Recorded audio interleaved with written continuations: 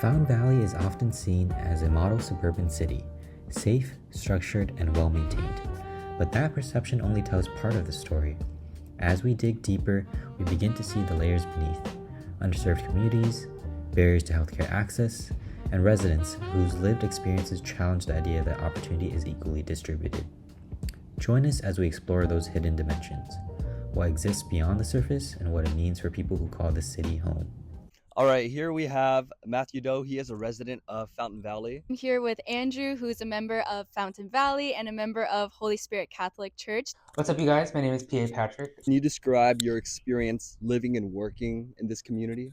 Well, I'll say as far as living, it's a very mellow experience. So you're finding a lot less newer families coming into the area. There's not really more room for families to go. There's not a lot of heterogeneity around here. For Okay. instance, there's not a lot of art, there's not a lot of jobs. Growing up here, I've been here since I was a little kid, only like 1 week old. So I've known a lot of people throughout this community. I've grown up in all of the different formations. I've grown up here for Bible school. I've been in the Scouts program for like 13 years now. So I've made a lot of friends, and I've talked to a lot of people within this community. I work in colorectal surgery, and I also work in plastic surgery as well. I work here in the office, so I see patients face to face, doing consultations, seeing patients pre-op, post-op. But I also go into the OR to be the first assistant with the surgeon. I'd say there are a lot more of the older generation, especially immigrants who came from Vietnam. A lot of my grandparents and their cousins and whatnot, they all came here, settled in this area, and go to church here. But in the younger generation, I definitely see a dip in the amount of like teens and younger adults. I see, like, especially kids too. I think the population of the younger generation is declining in this kind of area. What do you think are the biggest challenges that people face here? So right around here is honestly just the wealth disparity. Class issue, Okay. I would say. Yeah. In Fountain Valley and surrounding Fountain Valley, especially when you go to places more like Newport. I would say there's two populations that I think in our office that we see a health disparity from. It'd have to be the Hispanic community and the Vietnamese community. I think with the language barrier, lots of the times they don't really bring up what they're feeling. I work here in the office, so I see patients face to face, doing consultations, seeing patients pre-op, and so I'm in there getting my hands dirty, getting in there and helping patients. Just wanted to ask you what are the most common health disparities you've personally seen in this Mhm. community? When a patient's insurance does not align with the healthcare provider, we're unable to give them the care they need. Even though I want to give them care, it's just I'm unable to because of their insurance. And so it is hard to reject a patient away, especially if patients come in here and they find out like, hey, they're at the age 45, you need to get a colonoscopy. They're kind of surprised by that. And so when I hear that, I wish I had, I was there to help them, or their primary care doctor could translate that for them. When a patient walks through the emergency room, a lot of patients just think that you can just go to any emergency room. And yes, you can, and they should provide care. But when it comes to the insurance wise, if they don't take your insurance, they'll either ask you to go to another hospital or they'll reject you and say, hey, you need to go to a different doctor instead. Which patient population specifically tend to have the hardest time accessing care? So the elderly population, I think the most common thing here is transportation.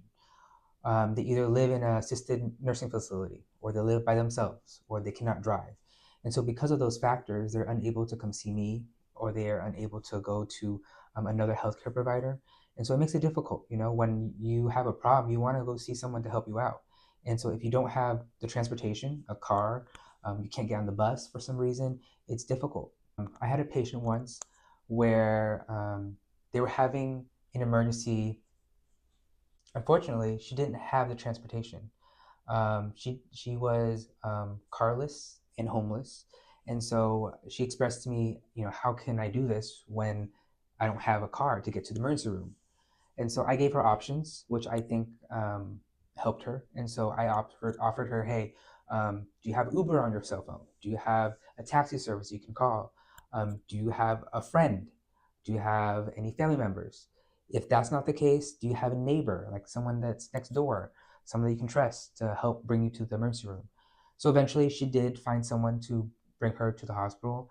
She got the care she needed, and she's doing okay. But for that time, it was difficult for her. She was very emotional. She was in distress, and it was difficult to hear her on the phone. What do you like most about this community? Our generation, even though we're not as big as we used to be, I think is trending in an upwards direction in terms of personal faith, and I think just how the community is and how we interact with one another. I think it's getting a lot better. What would you change? I feel like today's society, a lot of people tend to just focus on themselves and just focus on school, work, and kind of stay away from any other things that kind of prevent them from being successful in their careers or whatnot. Do you think you could describe a little bit of your experiences and involvement with Boy Scouts?